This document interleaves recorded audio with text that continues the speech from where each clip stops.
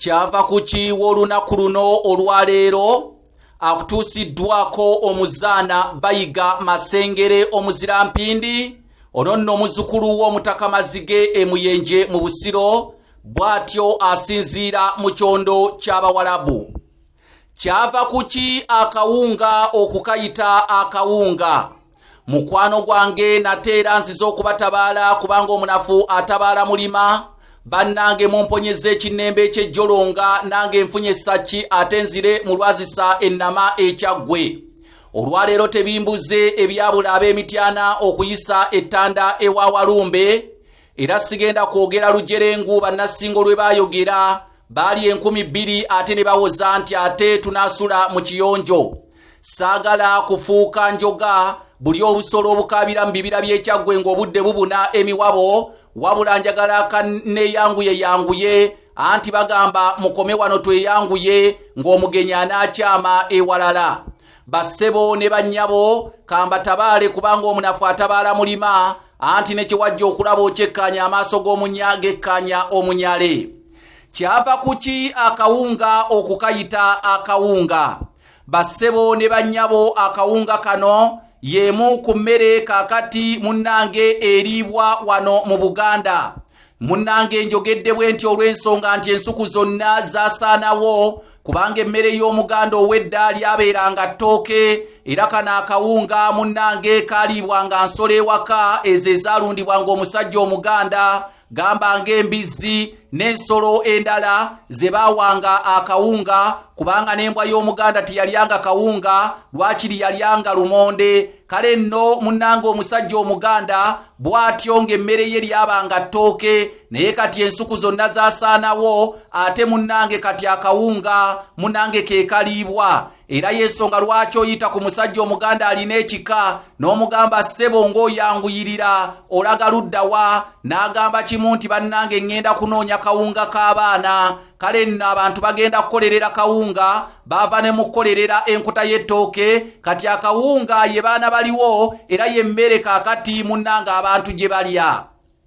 Mussebo ne bannyabo ndi wano okutegeeza nti akawunga kano ekikayisa akawunga ky'oba otegera agatawulira vvumbe kubanga munnange ebintu bingi nnyo tubyogera bwogezi naye nga tetumanyiwa ebintu bino gye bisibuka na lwaki amannya ago gayitibwa ebintu ebyo. Abaganda munnange emu ku mmere gye bamanyi bulungi ey'ensaano ke kawunga. Omuceere yabeeranga mmere nga ya mpeke, n'obulo bwabanga mmere ya mpeke, era ng'obulo babussa ate oluvannyuma ne babugjamu oba olyawo emmere ate nayo gye baalyanga.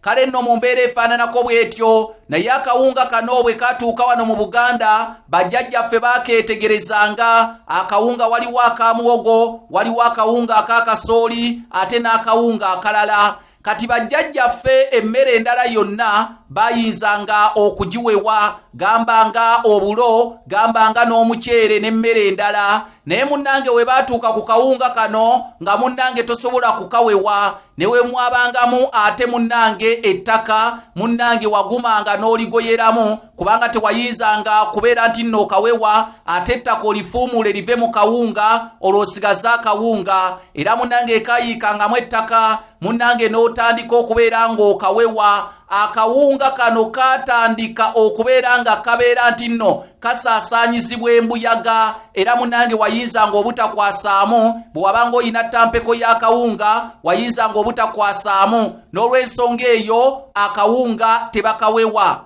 Kaakati bassebo ne bannyabo ekikolwa kino eky'okubeera nti akawunga kasaasaanyizibwa embuyaga, ekikolwa ekyo kye kyayitibwanga okuwunga. Okuwunga Luganda lwadda nnyo nga tuvudde ku kuwunga kw'omutwe oba omuntu n'akula ennyo n'awunga ng'ebintu takyabitegeera, naye waliwo ekikolwa ekirala ekiyitibwa okuwunga nga kye kikolwa eky'omuntu okubuna emiwabo, gamba ng'olutalo oluzze mu kitundu abantu ne bawungirawungira buli omu n'awunga. Mukibuze ku basajja abakulu ekikolwa ekyo kiyitibwa kuwunga. Omuntu n'ava mu kitundu kye, abalala olutalo ne lubadduse ewalala, olutalo naddala nga lutandikidde mu kitundu, bano ne badduka eno n'omulala n'adduka kawunga kati ekikolwa ky'okubuna okw'emiwabo mu Luganda olw'edda kwe kuyitibwa okuwunga era munnange yensonga lwaki n'abo bennyini ababeera bawunza olw'olutalo yensonga lwaki bayitibwa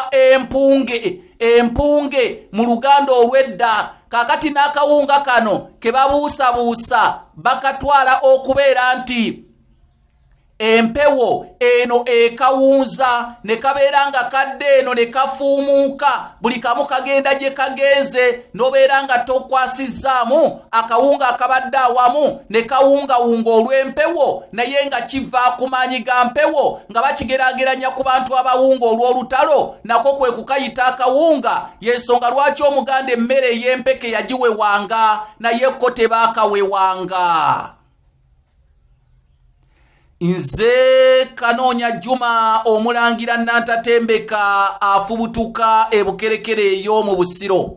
Bassebo ne bannyabo ndi wano okubategeeza nti kaweefwe gwe tuliko wakugula bitabe biyitibwa entabiro y'Oluganda olw'edda okubisiga mu kigo kya St. Bali ku Ddembe twakafunako kopi 9 tubuzayo copies 91 twetaaga kopi 10 osobola okugulayo kopi 1 kopi 2 kopi 3 ekira audio ya Buganda empya bannange weeri gwajeetaaga ojja kujja mu inbox yange osasule ya accent akatonotono audio ene ekuweebwe audio ya Buganda empya bannange ekira twetaaga kamera eneekwata olutambi oluyitibwa ennambika y'emikolo gy'obufumbo mu Buganda ate nammwe abanaasondera ku lutambi luno oluyitibwa ennambika y'emikolo gy'obufumbo mu Buganda mujje mweyunge ku mugendo guno oleetayo omutwalo oleetayo ebiri oleetayo 3 n'ekinaasembayo banne muyingire online group yaffe oba ey'ekyombo ng'osasula membership fee ya mitwalo 3 okuyingira mu group yaffe ekyombo ky'olulimi Oluganda ebyafaayo obuwangwa n'ennono oyita ku nnamba yange ey'essimu Airtel eri +256 751